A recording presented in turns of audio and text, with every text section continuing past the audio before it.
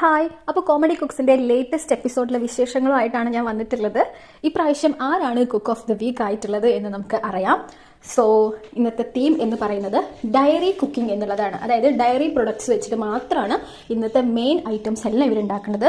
കഴിഞ്ഞ എപ്പിസോഡിലെ പോലെ തന്നെ സ്റ്റാർട്ടർ, മെയിൻ കോഴ്സ് എന്നുള്ള രീതിയിൽ 3 സെക്ഷനായിട്ടാണ് ഫുഡ് ഐറ്റംസ് ഉണ്ടാക്കേണ്ടത്. എല്ലാത്തിലും നമ്മുടെ പാൽ ഉൽപ്പന്നങ്ങൾ ഉണ്ടായിരിക്കണം. ഓക്കെ, അപ്പം ഇപ്രാവശ്യം കുറച്ചധികം വെറൈറ്റി ആയിട്ടുള്ള ഹിൻഡ്രൻസ് ഒക്കെ തന്നെ കുറച്ചധികം ബുദ്ധിമുട്ടുള്ള രീതിയിലായിരുന്നു ടാസ്കിൽ ഉണ്ടായിരുന്നത്. അവർ തന്നെ പറയുന്നുണ്ടായിരുന്നു ഇത്രയും എപ്പിസോഡ്സിൽ ഏറ്റവും ചലഞ്ചിങ് ആയിട്ടുള്ള ഒരു ബുദ്ധിമുട്ടായിട്ടുള്ള ഒരു ടാസ്ക് ഇന്നാണ് കിട്ടിയത് എന്നാണ് പറയുന്നത്. എന്താണെന്ന് ഞാൻ എക്സ്പ്ലെയിൻ ചെയ്തു തരാം. സോ കുക്കുണ്ട്, പൂക്കിയുണ്ട്, കൂടാതെ ഒരു എക്സ്ട്രാ ആളും കൂടി ഉണ്ട് ഇപ്രാവശ്യം. അതായത് നമ്മുടെ ആർട്ടിസ്റ്റുകൾ, സെലിബ്രിറ്റീസ്, സീരിയൽ താരങ്ങളായിട്ടുള്ളവർ ഇവരുടെ കൂടെ ഉണ്ട്. സോ ഒരു കുക്കിംഗ് ടീമിൽ 3 പേരുണ്ടാവും ടോട്ടൽ.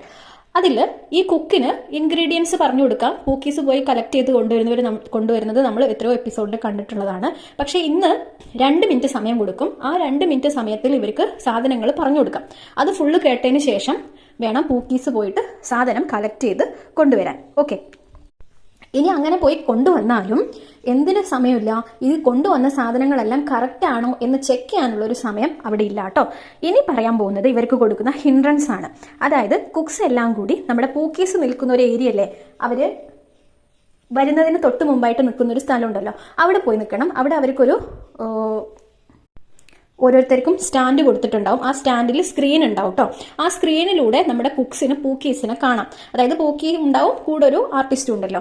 ഇവരാണല്ലോ ഇന്ന് കുക്ക് ചെയ്യാൻ പോകുന്നത്. സോ ആദ്യത്തെ ഹിൻഡ്രൻസ് എന്ന് പറഞ്ഞു കഴിഞ്ഞാൽ ഇവർ ഈ പൂക്കീസ് നിൽക്കുന്ന ഏരിയയിലേക്ക് പോകണം.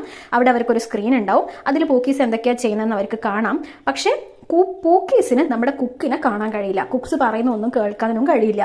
ഓക്കെ, പക്ഷെ കുക്സിന് ഇങ്ങനെ അവിടെ നിന്ന് എന്തെങ്കിലുമൊക്കെ പറയണം തോന്നും. അയ്യോ അതല്ല, ഇതെടുക്കുക, ഇതല്ല അതെടുക്കുക എന്നൊക്കെ പറയണമെന്നുണ്ടാവും. പക്ഷെ അതൊക്കെ അവർക്ക് അവിടെ നിന്ന് പറയാം എന്നല്ലാതെ നമ്മുടെ പൂക്കീസ് ഇതൊന്നും കേൾക്കോ കാണോ ഇല്ല.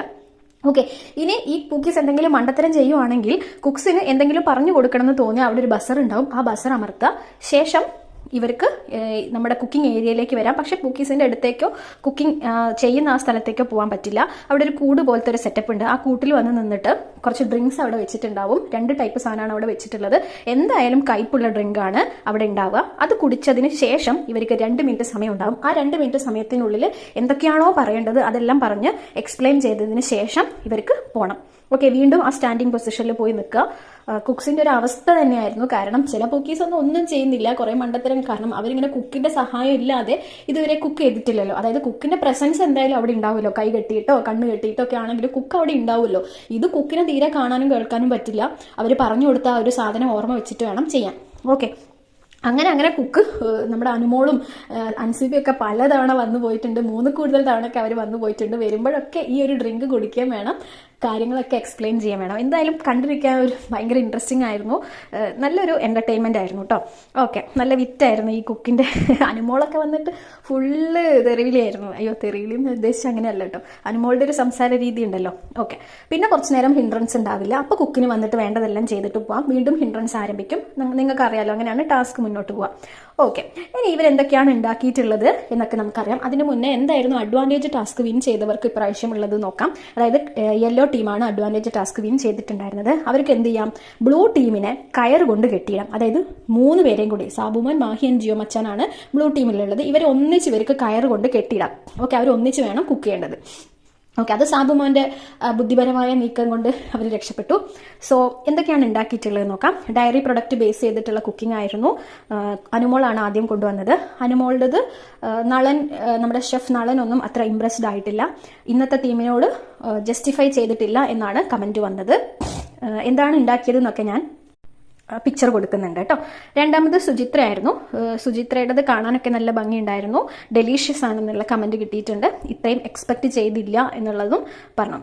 എക്സ്പെക്ട് ചെയ്തതിലും ക്വാളിറ്റി ഉണ്ട് എന്നാണ് ഷെഫ് നളൻ പറഞ്ഞത് കേട്ടോ.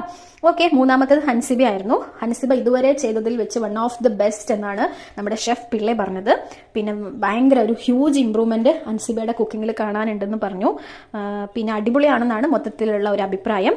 ഷെഫ് നളന്റെ വക ഒരു ഹഗ് കിട്ടിയിട്ടുണ്ട്. അതങ്ങനെ എപ്പോഴും എല്ലാവർക്കും കൊടുക്കുന്ന സാധനം എന്നല്ല, അദ്ദേഹം ഇംപ്രസ്ഡ് ആയാൽ മാത്രമാണ് ആ ഒരു ഹഗ് കൊടുക്കുന്നത്.